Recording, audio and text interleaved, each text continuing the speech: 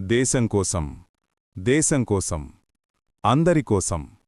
సిద్ధాంతానికి నిబద్ధులు, ఆచరణలో నిమగ్నులు, చిత్తశుద్ధిలో పవిత్రులు.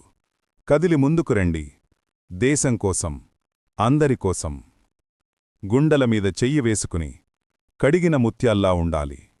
రాజ్యాంగ పీఠికను తెరచి ఉదయం లేవగానే చదవాలి. కర్తవ్యభావం మేల్కొంటుంది. దేవుడితో పేచీలేదు, భక్తి సాగుతుంది. కాని దేశం సమస్యలో ఉంది. అందరికీ రాజ్యాంగం ఒక్కటే, దాన్నే మనమంతా గౌరవించాలి. తెల్లవాడు మనల్ని బానిసలన్నాడు, మనువాదులు మనల్ని విడదీశారు. కులాలుగా, ముక్కలుగా చీల్చేశారు. భారతరత్న అంబేడ్కర్ దేశాన్ని పరిశీలించి రాజ్యాంగాన్ని రాశాడు. అందరికీ సమాన హక్కులు ఇచ్చాడు. మన రాజ్యం లౌకిక రాజ్యం.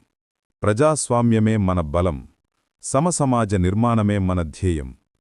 దేశానికి ప్రధాన శత్రువు మనువాదమే. మళ్లీ అది తలెత్తింది, మనలను పతనం వైపు లాగుతుంది. అంబేడ్కర్ వారసులారా, మార్క్స్ అనుయాయులారా, లౌకిక రాజ్య రక్షణకై ముందుకు రండి. లాల్ నీల్ మైత్రితో మనువాద సర్పాన్ని మట్టుపెట్టుదాం. సిద్ధాంతానికి నిబద్ధులై, ఆచరణలో నిమగ్నులై, చిత్తశుద్ధిలో పవిత్రులై, ఐకమత్యంతో ముందుకు నడుద్దాం. దేశం కోసం, దేశం కోసం, అందరి కోసం, అందరి కోసం.